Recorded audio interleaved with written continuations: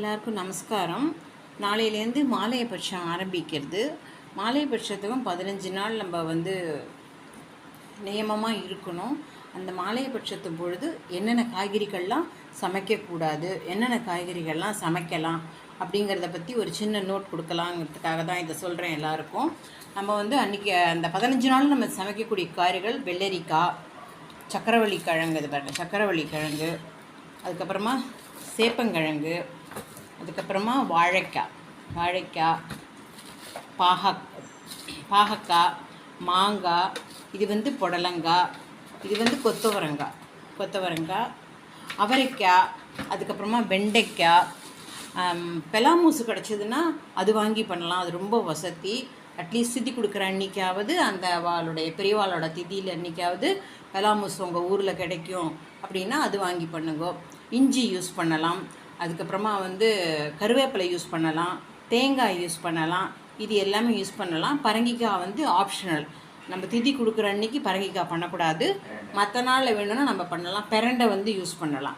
இவ்வளவையும் வச்சு இந்த 15 நாளும் மற்ற எதையுமே யூஸ் பண்ணாமல் இங்கிலீஷ் காய்கறிகள், கேரட்டு, பீட்ரூட்டு, கேபேஜு, அதுக்கப்புறமா காலிஃப்ளவர், பீர்க்கங்காய், சொரக்காய், உருளைக்கிழங்கு, குஞ்சி, இந்த பூண்டு, வெங்காயம், பச்சை கொத்தமல்லி, இதெல்லாம் புதினா, இதெல்லாம் யூஸ் பண்ணாமல் இருக்கிறது ரொம்ப நல்லது. அதே மாதிரி சாப்பாட்டுக்கு பச்சை அரிசி தான் கட்டாயமாக யூஸ் பண்ணணும், புழுங்கல் அரிசி யூஸ் பண்ணக்கூடாது. டிஃபனுக்குமே நம்ம பச்சரிசி யூஸ் பண்ணி கூடிய வரைக்கும் பண்ணுறது ரொம்ப நல்லது. அதே மாதிரி பருப்பு வகைகளில் தாளிக்கிறதுக்கு இந்த உளுத்தம்பருப்பு தாளிக்கிறதுக்கு, அப்புறமா இந்த பாசிப்பருப்பு, அதுக்கப்புறமா முழு உளுந்து, இதெல்லாம் யூஸ் பண்ணி நம்ம விதவிதமான டிஃபன் பண்ணலாம், விதவிதமான சாப்பாடு பண்ணலாம். நாளையிலேருந்து டெய்லி ஒன்று மார்னிங் லஞ்சு, அதுக்கப்புறமா நைட்டு டிஃபன், இது ரெண்டுமே போஸ்ட் பண்ணுறேன்.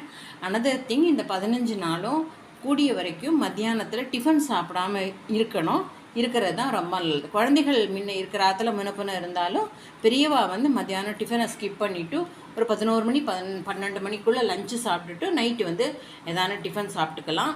அந்த மாதிரி இருக்கிறது தான் நம்ம பெரியவாளுக்கு பண்ணுற நன்மையாக இருக்கும். உடம்பு முடியாத வாளுக்கு இதெல்லாம் ஒத்துக்காது. அதனால் அவாவா ஹெல்த்து எப்படியோ பர்மிட் பண்ணுறதோ அதுக்கு ஏற்ற மாதிரி நடந்துக்கோங்க.